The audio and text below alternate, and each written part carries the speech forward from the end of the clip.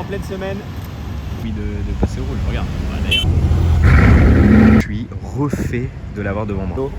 Je me disais putain elle est vraiment belle. Bah, Bugatti type 57C. C'est une Ferrari 488. Bon alors regardez, petit 250 lusso, ça c'est quand même assez incroyable de voir ça en pleine semaine. Hop, je m'en permets des petites photos aussi évidemment. Ça c'est quand même exceptionnel, hein. C'est genre de voir ça en plein Paris en pleine semaine, c'est un truc de ouf. Et regardez là, dites-vous que juste à gauche, il y a la Chiron quand même, hein, la Chiron Bordeaux. Donc là c'est quand même, on était posé à la Chiron et il y a la Lusso. Là c'est quand même assez incroyable. Là, regardez le Gebrabus, il n'y a plus le logo, je suis mort. Incroyable. On était là, on était en train de savourer un jeune smoothie avec un cookie, vraiment. Il nous a surpris. Regardez cette belle 812. Franchement, ça c'est des configs classiques, mais tellement efficaces. Un gris clair et très gris. Franchement, je pense que si j'ai vraiment une 812, je la prends pareil. Avec les jantes plus claires, mais vraiment un gris clair et très gris, c'est super beau. Intérieur gris même, il faudrait, putain. Bon, allez, regardez, cette fois-ci, je vais bien vous la filmer en train de rouler. La Chiron Bordeaux.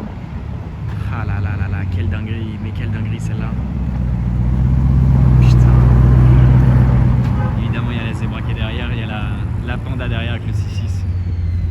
Putain, incroyable comme ça avec la plaque californienne de loin. T'as regardé le bordel, il y a eux qui se sont arrêtés au milieu. Lui, il est en plaque Qatar et ça, c'est des chauffeurs. Regardez le bordel, tout le monde. Bon, là, comme par hasard, ça s'est arrêté. Mais tout le monde klaxonnait, personne passait. Regardez le bordel que c'est. Hein. Genre là, il y a vraiment, je sais pas, il y a 10 voitures derrière, juste 2 voitures en fait. Et il faut savoir que derrière tout ce bordel, il y a 4 Bugatti Chiron. Il y en a une là, il y en a une là, il y en a une derrière ce range là. Et il y en a une derrière le 6.6, vous le connaissez de toute façon. Mais wesh, c'est trop le bordel CC là. Regardez le bordel. Et moi ça je pourrais vous filmer ça des heures en vrai, ça me tue. Regardez là, on en voit une là-bas. Et bon bah il y a la Zebra, mais la Zebra elle est derrière. Ah bah là on la voit. Hop. Là vous avez 4 Bugatti Chiron derrière tout ce bordel. C'est pour ça que je fais pas de photos ni de vidéos, parce que regardez le bordel que c'est à chaque fois. J'aime bien voir, mais après pour faire des trucs c'est chiant.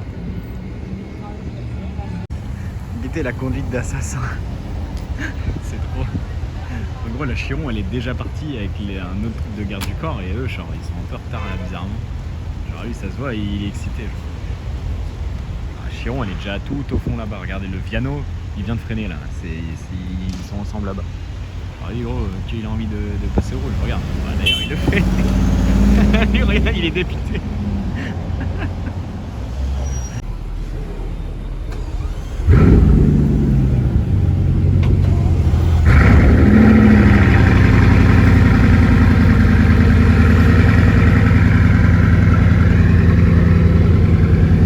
La différence de bruit qu'il y a entre une normale et une sport, c'est trop. Regardez le convoi que ça fait, 2 Chirons et 2 Rolls. Regardez comment il est violent le Cullinan. J'avais jamais vu qu'il avait des lumières dans la calandre. C'est violent quand même. Wow, la violence des deux. Allez, cette fois-ci je vais vous les filmer en train de rouler pour changer un peu.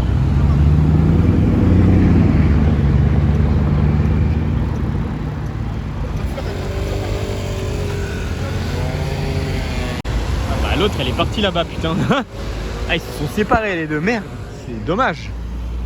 Ah, du coup il y a la Zebra qui est tout au fond, regarde, oh là là là là. Mais même d'ici, alors la qualité elle doit être nulle et tout hein. Oh, mais même d'ici je la trouve incroyable cette voiture. Putain guettez, on se baladait hein, genre vraiment balade. Je suis tombé sur cette, enfin je dis oui, moi, enfin bref. Je suis tombé sur cette Porsche, elle est classique hein, mais regardez la config, c'est une cab bleue, jante bleue. Elle a les étriers carbone céramique, elle a la capotale bleue, elle a l'intérieur tout blanc et bleu. Franchement, la config, je suis passé devant, j'ai fait ah non, celle-là, je suis obligé de vous la filmer, les gars. Elle est incroyable. Et pourtant, je sais pas quelle version c'est. 4 échappements comme ça doit être une S ou une 4S, hein, au mieux. Hein. En plus, j'aime bien, elle est débadgée, du coup, elle a juste le badge Porsche. Franchement, elle est dinguissime. Incroyable, vraiment. C'est rare que je vous filme des 911 classiques, entre guillemets, mais celle-là, elle vaut le coup. Putain. Voilà, alors ce soir on se retrouve devant le Royal Monceau, ça fait longtemps. Et j'allais dire peut-être la dernière fois que je vous ai filmé un truc au Royal Monceau, c'était peut-être une Chiron bleu carbone. Je sais plus si je vous ai filmé des trucs entre temps. Mais ce qui est marrant, c'est qu'on reste dans le thème parce que regardez, devant nous on a une Bugatti Chiron. Et celle-ci je l'avais jamais vue. Et c'est ce que je disais un peu avec mes potes là, d'ailleurs il y a Nozo qui est là avec moi actuellement. Mais c'est que extérieurement, je pense que je la prends comme ça moi. Je la trouve incroyable, ce biton de bleu avec ses jantes chromées, elle est somptueuse. Franchement, elle est incroyable. Bon, elle a juste les échappements normaux, je préfère ceux de la Sport évidemment. Mais regardez cette couleur, elle est toute bleu carbone comme ça là. C'est quand même vraiment incroyable. Et elle est vraiment magnifique. Les jantes en full chrome, c'est un délice visuellement. Et franchement, elle est magnifique. Elle a tout le pack alu extérieur là, comme vous pouvez voir à l'avant avec la calandre, les petites prises d'air sur le côté. Elle a évidemment le C à l'extérieur en alu et franchement elle est vraiment incroyable. Elle a juste l'intérieur noir, ce que je trouve qui est dommage. Parce que quand même l'extérieur est vraiment poussé, vraiment beau, alors que l'intérieur est au final assez classique, voilà, assez banal. Et franchement là le profil, la config, elle est magnifique. Voilà, elle est quand même accentuée par les phares du Range Rover, hein, donc c'est vrai que là les couleurs sont assez violentes. Mais elle est vraiment magnifique sous cet angle, je la trouve incroyable. Franchement, je suis super content de l'avoir celle-là. C'est la première fois que je la vois et à chaque fois que je voyais des photos, des vidéos, je me disais putain elle est vraiment belle. Et bah ce qui est cool c'est que là elle est devant moi, donc ça fait plutôt plaisir de voir une aussi belle Chiron, une Chiron qui me plaît autant. Voilà, regardez devant cette... c'est trop celle-là. On a une Rolls-Royce Dawn Mansory. Je vais éviter de marcher dans la boue. Mais Rolls-Royce Dawn Mansory, gros délire. Assez impressionnante, assez violente. Il faut savoir qu'en plus le propriétaire de cette voiture a énormément de voitures, genre du type Chiron Mansory, Veyron, la Ferrari, etc. Donc c'est vrai que quand c'est comme ça, on est un peu dégoûté de voir une Dawn Mansory, mais bon, ça reste quand même un véhicule exclusif et un véhicule qu'on ne voit pas à Paris, hein, donc ça vaut le coup d'être filmé. Bon alors regardez, ce soir au Péninsula on se retrouve avec cette Touring Superleggera. C'est évidemment celle qui était à Chantilly. Je ne sais pas dans quel ordre vont sortir les vidéos, mais ce qui est marrant c'est que le plan d'avant logiquement c'est la Chiron bleue qui était à Chantilly au final, et celle-là après Chantilly je la vois dans Paris, donc au final c'est un vice versa de voiture chantillyesque.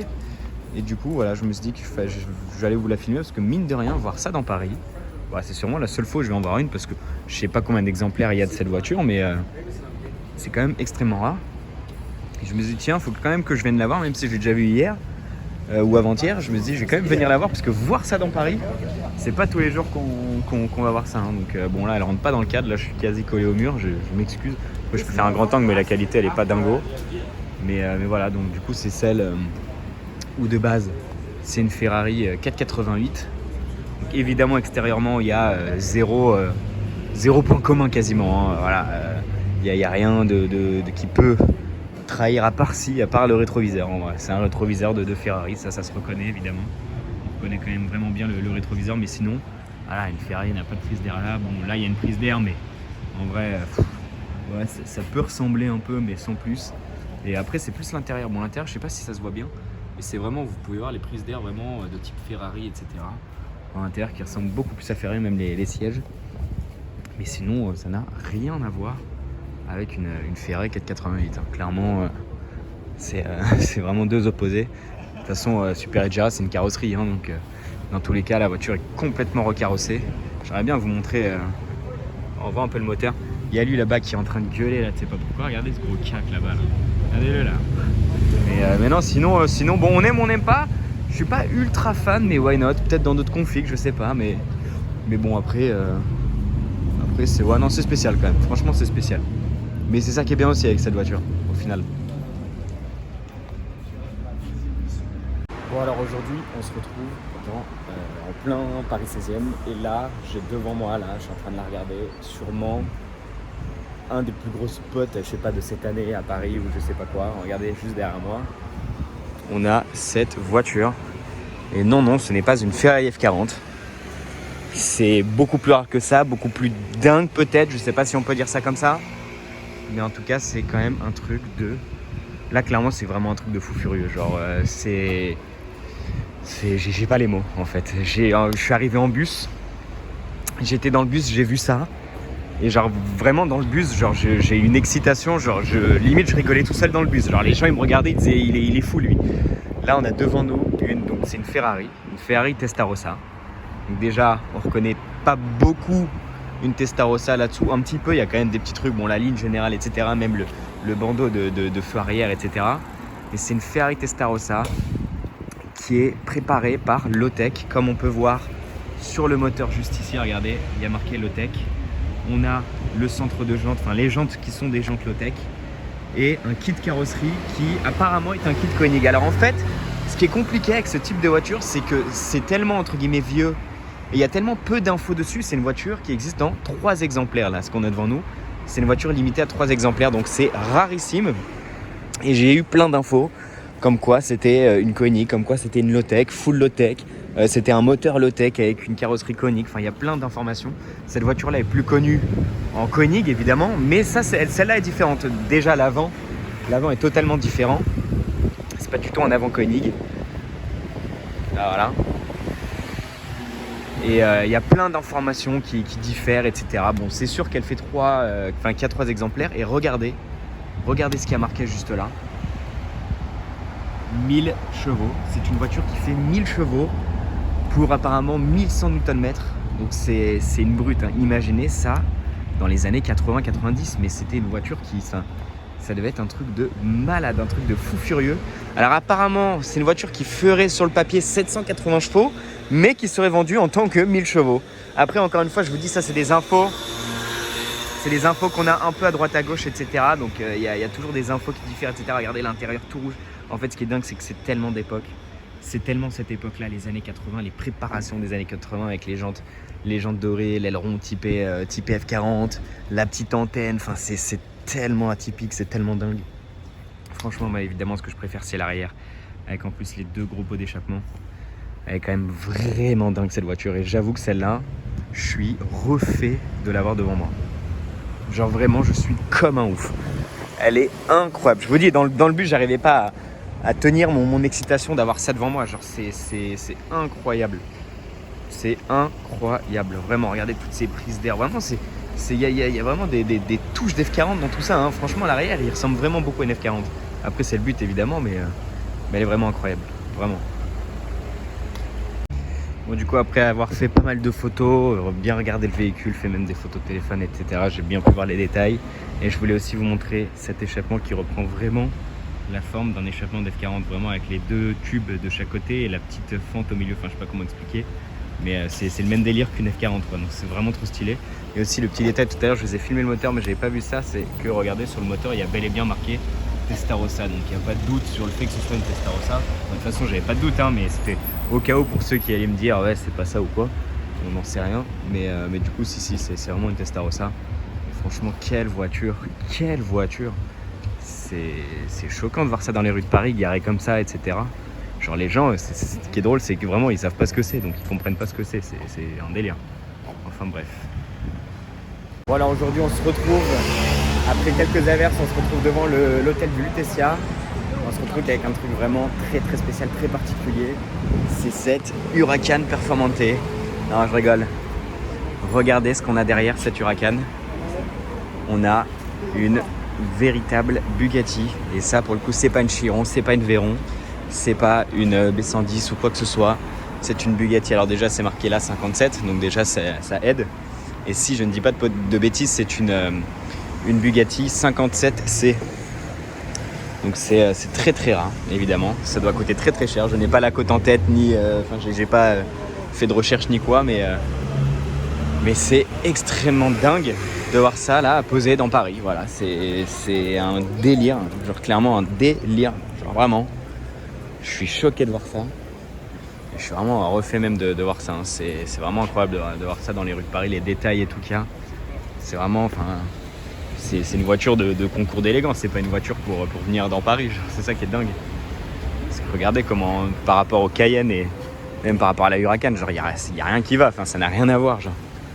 Là, c'est 2 poids 2 mesures. Ce qui est dingue, c'est que même regardez sur le pare-brise, il y a même un petit écusson concours à élégance. Donc c'est vraiment l'événement qu'on fait d'habitude tous les ans. Et je me demande si, il y a moyen du coup que je l'ai vu, celle-là, je sais plus en quelle année c'était, mais ce qui est dingue, c'est que ça, je l'ai vu à un concours d'élégance et là, je la vois dans les rues de Paris, genre c'est un délire. Il n'y a pas l'année 2022. C'est-à-dire que je l'ai vu là, il y a un mois à Londres. Et là, je la vois ici, dans les rues de Paris, au Lutetia en plus, qui est un hôtel que j'apprécie particulièrement par son placement dans Paris, qui est plutôt vraiment bien placé, je trouve. Mais waouh, qu'est-ce qu'elle est belle. Vraiment incroyable de voir ça. Bon, du coup, je me suis dit que je vais quand même vous la refilmer rapidement. En fait, ce qui est dingue, c'est que, bon, comme je vous disais, je l'ai vu du coup au concours of Elegance à Hampton Court. Elle était vraiment juste à côté de la Devotion Match, je sais pas si vous vous en rappelez.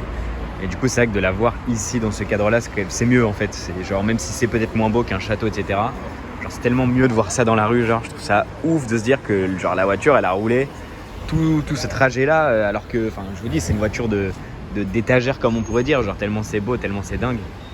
J'aime bien même l'état. Hein. Vous pouvez voir là, il y a des petits bouts de peinture qui sont barrés. Là, regardez tous les je sais pas comment on appelle ça, l'alignage du capot. Enfin, je sais pas comment on peut dire ça, mais bon voilà. Et même tous ces petits détails, regardez. Là, comme vous pouvez voir, il y a marqué gauche parce que du coup, ça doit être l'enjoliveur gauche. Il y a marqué pareil à l'arrière. Évidemment, sur les droites, j'ose imaginer qu'il y a marqué droite. Juste là, droit. Alors, franchement, c'est du délire de se dire d'avoir vu ça à Hampton Court à côté de la Divo jaune. Et là, bah, elle est là. Au UTCA, genre c'est trop dingue, genre vraiment c'est incroyable. Bon allez, je fais le forceur avec un troisième plan, mais j'en profite que la Huracan Performante soit partie pour vous faire une pleine face de cette Bugatti type 57C, rarissime évidemment. Ah, je m'en remets pas, hein. Voir ça dans les rues de Paris, je m'en remets pas.